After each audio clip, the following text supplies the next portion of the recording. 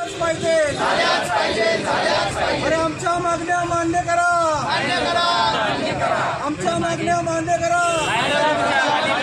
आमच्या मागण्या मान्य करा। सर्वसामान्य नागरिकांना न्याय द्या।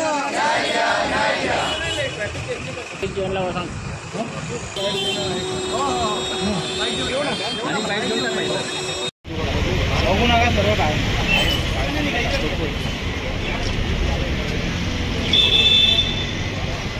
पडला बघ फोटो काढून आपल्या त्याच्यात फोटो काढा। हो काढतो एक साइड काय काय सर फोटो काढा।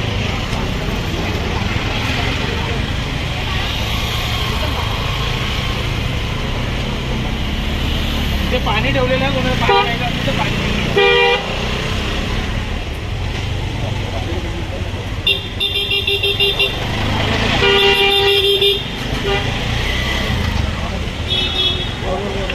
वरती वरती इथे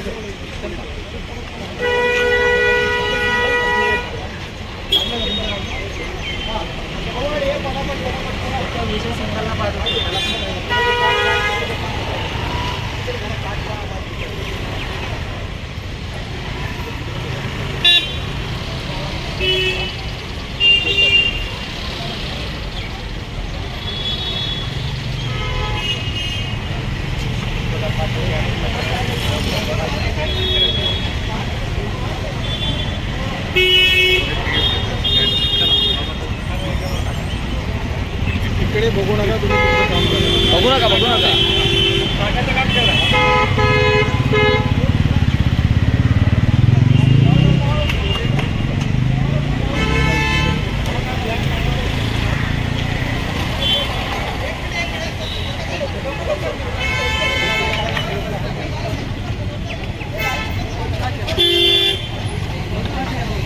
टाकू का?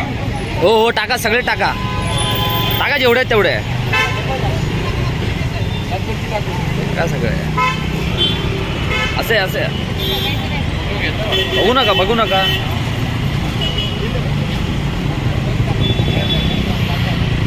आम्हाला आहे जेव्हा लॉटरी निघाली निवडणुकीच्या अगोदर तेव्हा साधारणतः 1.25 लाख 1.5 लाख लोकांनी अर्ज केले आणि त्यावेळी बी प्रश्न होता की या घरांच्या किमती जास्त असतील।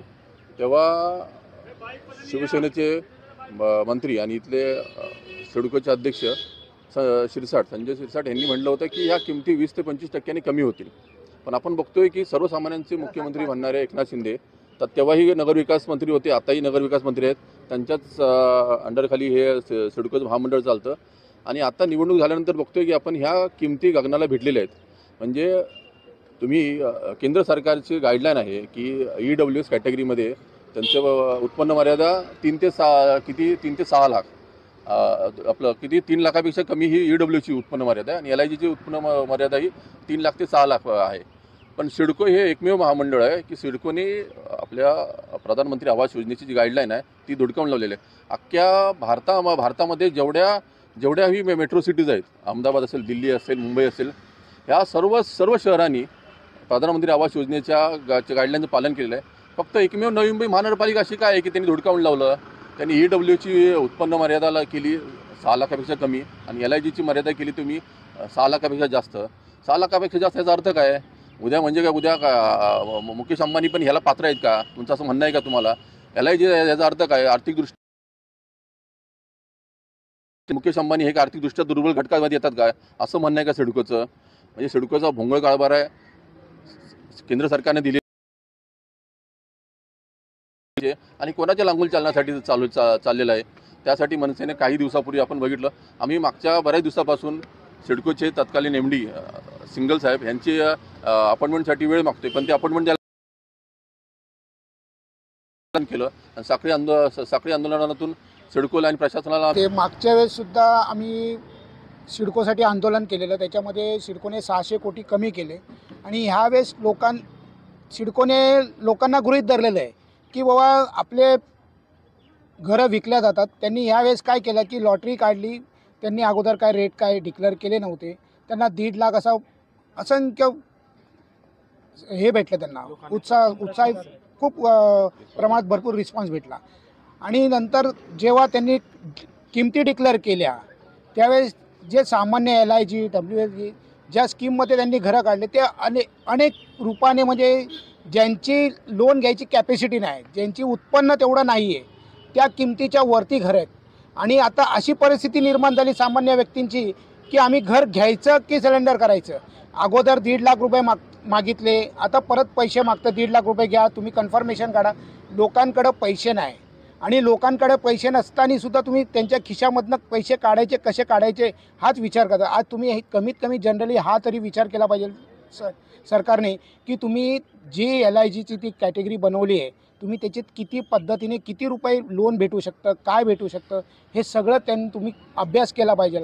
आज तुमचे मोठमोठे अर्थमंत्री सर्व काही बसलेले आहे. तुम्ही का विचार करत नाही सामान्य व्यक्तीचा? फक्त तुम्ही लाडक्या बहिणींना तुम्ही पैसे देता, ते मग हे लाडक्या बहिणींचं घर नाही आहे का? मग त्यांचा पण तुम्ही तो विचार करा ना की काय किती रुपयांनी पैसे घर घेतलं मिळालं पाहिजे त्यांना. हा पण सर्वसामान्याचा विचार करा. आणि मी हेच करतो. 26,000 घरांची सिडको लॉटरी जी जाहीर झाली त्यामध्ये प्रतिसाद जो होता सिडकोला अतिशय अल्प भेटलेला आहे. तरी पण त्यानंतर जे दर त्यांनी डिक्लेअर केले ते दर खूप जास्त होते आणि त्या दरांच्या कमी करणं म्हणजे आम्ही सर्व सिडको विजेते सरेंडर करणार होतो. पण त्याच वेळेस माजी अध्यक्ष सिडको ते 20 ते 25% घरांचे दर कमी करणार आहेत ह्या आशेवरती. आणि एकनाथजी शिंदे साहेब हे उपमुख्यमंत्री, ते नगरविकास खातं त्यांच्याकडे असल्यामुळे त्यांनी शिरसाट साहेबांनी जाहीर केलं त्या पद्धतीने होतील म्हणून आम्ही पुढची अमाऊंट भरली. आणि आता आम्ही त्याच अपेक्षेने हजारो सगळं सिडको विजेते एकत्रित संघटित होऊन वेगवेगळ्या स्वरूपाच्या आंदोलनाच्या स्वरूपात जे मोहीम हाती घेतली आहे मुख्यमंत्री उपमुख्यमंत्री तसेच जे सिडको पोहोचवण्याचा प्रयत्न आज आम्ही करत आहोत. आता पोस्टकार्ड मी प्रज्ञा योगेश राऊळ, मी विजेती आहे LIG साठी सिडकोचे जे आता लॉटरी लागली त्याच्याविषयी. पहिले आम्ही एक मोहीम चालवली ज्याच्यामध्ये आम्ही सिडकोला निश्चित केलं की आम्ही आमची दर कमी करावे. आणि आता पोस्टाच्या थ्रू आम्ही हे सांगतो आहे की ईमेल सगळे आम्ही टाकले, पाठवले, सेंड केले, पण त्याच्यावर आम्हाला काही स्पेसिफिक उत्तर कोणीच दिलेलं नाही ना. इव्हन सिडकोनी किंवा आम्हाला सांगितलेलं मंत्रालयातर्फे काहीतरी आम्हाला उत्तर येतील म्हणून आता आम्ही हा विचार केला अगर ते नाही तर ओल्ड माध्यमातून तरी आम्ही काहीतरी सेंड करतोय पोस्ट ज्याच्याकरून त्यांनी आम्हाला उत्तरं द्यावी. आता बघूया हे कसं सक्सेसफुल होतंय. पण आमची हीच विनंती आहे, जसं हे लोकांनी दर जसे जास्त वाढवले सिडकोचे रूमसाठी आणि रूम एकदम टायनी होतं ना, big price with tiny house, ते आम्ही अफोर्ड नाही करू शकत. आम्ही कॉमन मॅनसाठी केलेलं आहे ना, कॉमन हाऊस वाईफ आहे ज्यांची आमची सॅलरी नाही वर we are the income tax आम्ही स्पेंड करतो, ते अमाऊंट तेवढी स्पेंड करतो.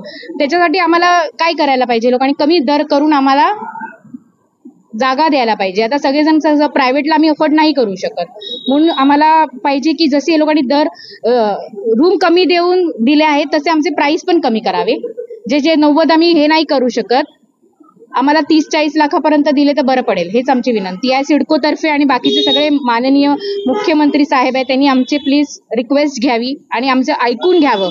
पर्सनली आम्हाला मीट करावं, बोलावं आमच्याशी. कशाला आम्ही वी आर द वोटर्स, आम्ही वोट देतो पण आमची इकडची इंटरनली कोण सपोर्ट नाही करत जेवढे गजानन सरांनी आम्हाला सपोर्ट केला. जे विजेते नाही आहेत इकडचे कसे म्हणजे याचे मनसेचे आहेत, मनसेचे मराठी असे नाही, इथे तर सगळ्या भाषेची सिडकोनी लॉटरी दिलेली आहे. मग सगळ्यांचीच ऐकायची त्यांची गरज आहे. मग प्लीज तुम्ही पण त्या तुमच्या माध्यमातून आमची रिक्वेस्ट हे करा, सेंड करा त्यांना आणि प्लीज हेल्प करा.